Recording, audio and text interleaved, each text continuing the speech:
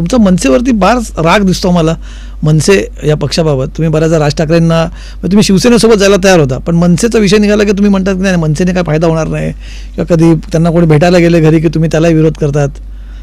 नाही नाही, माझं असं काय भेटायला काय माझा विरोध असण्याचं कारण अजिबात नाही आहे. राज ठाकरे हे महाराष्ट्रातले अत्यंत नामवंत नेते आहेत, चांगले स्पीकर आहेत, त्यांच्या सभांचा इव्हेंट मॅनेजमेंट अत्यंत चांगला असतो, पण त्यांच्या भूमिका सारख्या बदलणारे आहेत. ते बाळासाहेब ठाकरे साहेबांपासून वेगळे झाल्यानंतर त्यांनी झेंडा बनवला, त्यामध्ये निळा रंग होता, हिरवा रंग होता, भगवा रंग होता. नंतर पुन्हा आता त्यांनी झेंडा बदललेला आहे, आणि भूमिका सारख्या बदलल्यामुळं तेवढा फायदा होत नाही आहे. त्यामुळं राज ठाकरे स्ट्रॉंग नेते आहेतच आहेत, त्यांना तेवढी मतं मिळत नाही, ती गोष्ट खरी आहे. आता त्यांचा एकही आमदार नाही आहे सध्याच्या परिस्थितीमध्ये. पूर्वी एकतरी आमदार असायचा, पण आता आमदारही त्यांचा नाही आहे. त्यामुळं त्यांचं काय माझे व्यक्तिगत काय माझी दुश्मनी असं अजिबात नाही आहे. राज ठाकरे हे आम्ही एका स्टेजवर पंतप्रधानांच्या शिवाजी पार्कला होतो आम्ही एकत्र. त्यांच्या मुलाच्या लग्नाला मी गेलो होतो, त्यांचा मला फोन आला होता. कधी कधी एखादा असा विषय असेल तर त्यांचा मला फोन येतोय कधी एखादा.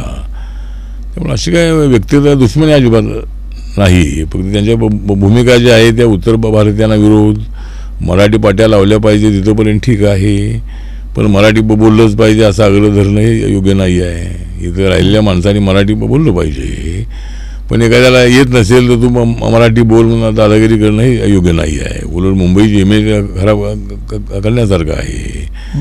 आणि आता त्यांनी स्टँड घेतलेला आहे की बँकांमध्ये मराठी, आता बँकांमध्ये मराठी झालं तर बँका बंद करतील बँकवाले.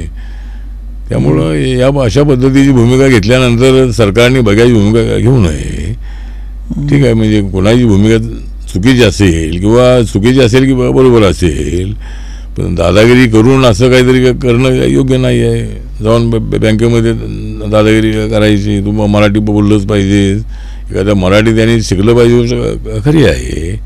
मराठीवर आमचंही प्रेम आहे, आम्ही मराठी भाषिक आहोत.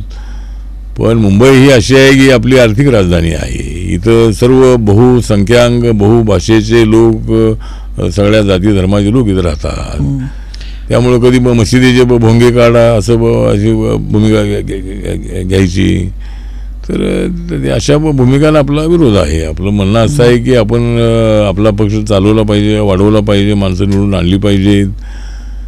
पण माझं मत असं आहे की लोकसभेमध्ये राज ठाकरे आमच्यासोबत होते, पण काय आम्हाला काय फायदा तेवढा झाला नाही आहे. आणि विधानसभेमध्ये ते नसताना आपल्या एवढ्या जागा निवडून आल्या. त्यामुळं त्यांचं काही व्यक्तिगत माझी दुश्मनी अजिबात नाही आहे. ते चांगले गुड प्लॅनर आहेत. ते सभा त्यांच्या मोठमोठ्या होतात, पण मतं मिळत नाहीत. बाळासाहेबांना त्यावेळेला वाटायचं माझ्या सभा एवढ्या मोठ्या होतात आणि मतं काय मिळत नाहीत. पण आता उद्धव ठाकरेंनी मात्र मतं मिळवणारी पार्टी बनवलेली आहे. म्हणजे उद्धव ठाकरे यांना मतं मिळालेली आहेत. त्यांनी मागच्या वेळेला जागा स्वबळावर 2014ला लढले, त्यांनी 54 जागा निवडून आणल्या होत्या. आता काल आम्ही एकत्र लढलो 19ला, तर 56 जागा त्यांच्या निवडून आल्या होत्या. आणि आता 24मध्ये ते आमच्यापासून वेगळे झाले, लढले, 20 जागा निवडून आल्या. पण ठीक आहे, त्यांनी बाळासाहेबांचे जे खरे वारसदार म्हणून त्यांनी आपलं नाव पुढे आणलेलं आहे.